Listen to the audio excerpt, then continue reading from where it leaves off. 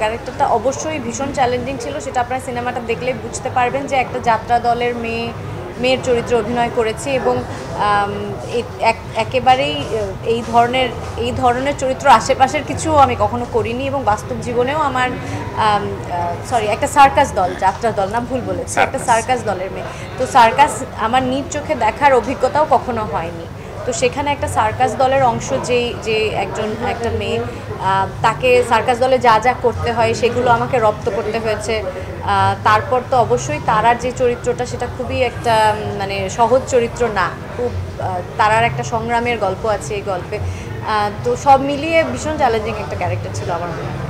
একটা চরিত্র হয়ে ওঠার জন্য একটা পুরো টিম থাকে, আমাদের কস্টিউম টিম ছিল, আমাদের সেট ডিজাইনের টিম ছিল, পরিচালক এবং আমাদের যে সিনেমাটোগ্রাফার সবাই মিলেই আসলে, প্লাস এই যে সহকারী পরিচালক যারা ছিলেন সবাই মিলে সাহায্য করে যে আপু ক্যারেক্টারটা এরকম হতে পারে, এইভাবে আচরণ করবে।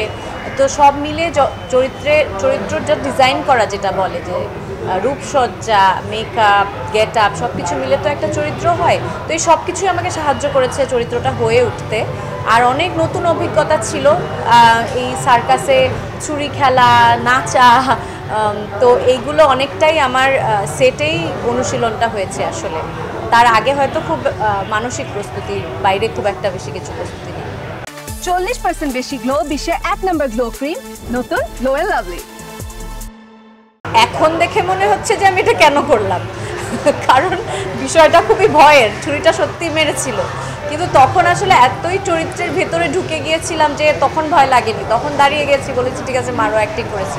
কিন্তু এখন দেখে মনে হচ্ছে এটা আমি কেন করলাম।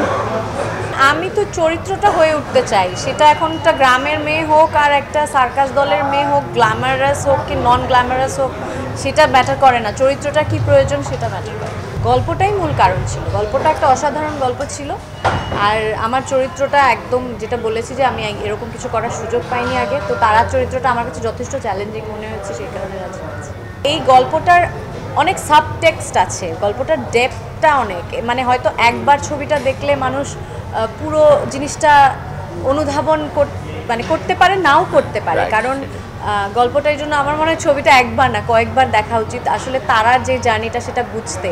আর শেষ পর্যন্ত তারা কি মুক্তি পায় নাকি পায় না, আমার মনে হয় এই প্রশ্নটার উত্তর খোঁজার জন্যই সবার ছবিটা দেখা উচিত। কোয়ার্টিস্ট হিসাবে বন্ধুর সাথে কাজ করতে তো খুব সুবিধা, ওরকমই মনে হয়, সেরকম মানসিকতা নিয়েই গেছিলাম।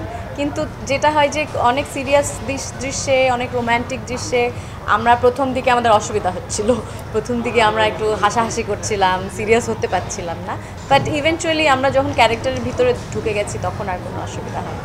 ভালোবাসার দিবসে ছবিটা আমার মেয়েকে নিয়ে দেখতে পারলে ভালো হতো, কিন্তু এই আজকে দেখতে পারিনি, আমি নিশ্চয়ই আমার পুরো পরিবারের সাথেই দেখব।